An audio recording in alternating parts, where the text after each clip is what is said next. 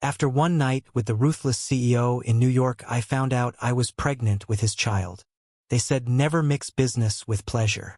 I said never fall for a man who looks at you like you're a temporary thrill. One night in his penthouse proved them right and destroyed everything I thought I knew about myself. It started in the concrete jungle where dreams go to die or explode into wildfire. I was just another junior marketing analyst in Manhattan, trying to survive the harsh tempo of New York. An Omega with no heat suppressant, no family ties, and no clue what it meant to be wanted beyond biology. And then came Lucian Hale. Lucian Alpha, billionaire, CEO of Hale Dynamics, a tech empire built on ruthlessness. He didn't smile, didn't say please, he just gave orders.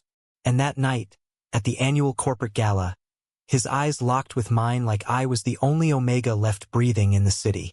"I need a distraction," he said, voice low, like gravel dipped in sin. "You're coming with me." I should have walked away. Instead, I followed him into the back seat of his town car, into the elevator of his Park Avenue tower, and into his penthouse where moonlight carved his body into sculpture. That night was brutal and beautiful. It wasn't making love, it was claiming territory. And I let him. The next morning he was gone. No note, no goodbye, just an aching body and a heart stupid enough to hope.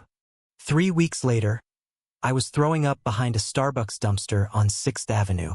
I stared at the pregnancy test in the fluorescent bathroom stall. 2 pink lines. Impossible. I was on suppressant pills, except I had missed 2 during the gala prep week. Just 2. I was pregnant. With Lucian Hale's child. What would a man like that do? He had no softness. No space for love. He probably didn't even remember my name.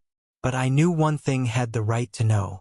I waited for 3 hours in the lobby of Hale Dynamics, dressed like I belonged in a boardroom even as my palms sweated through the silk. "You're him." Lucian blinked as his assistant stepped aside. "You look different when you're not naked." I almost turned and ran. But I didn't. "I'm pregnant," I said. "It's yours." There was silence. And then, the coldest thing I'd ever heard. "Do you want a payout or a contract?" That bastard. I left. Weeks passed. I found a tiny studio in Queens. I stopped checking my phone.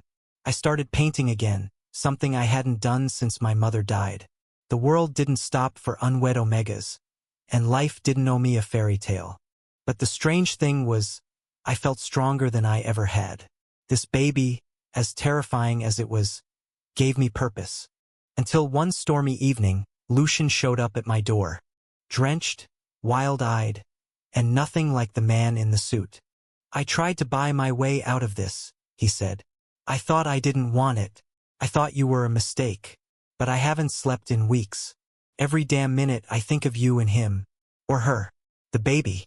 I don't know how to be gentle, but I want to try." I didn't let him in that night. But I didn't slam the door either.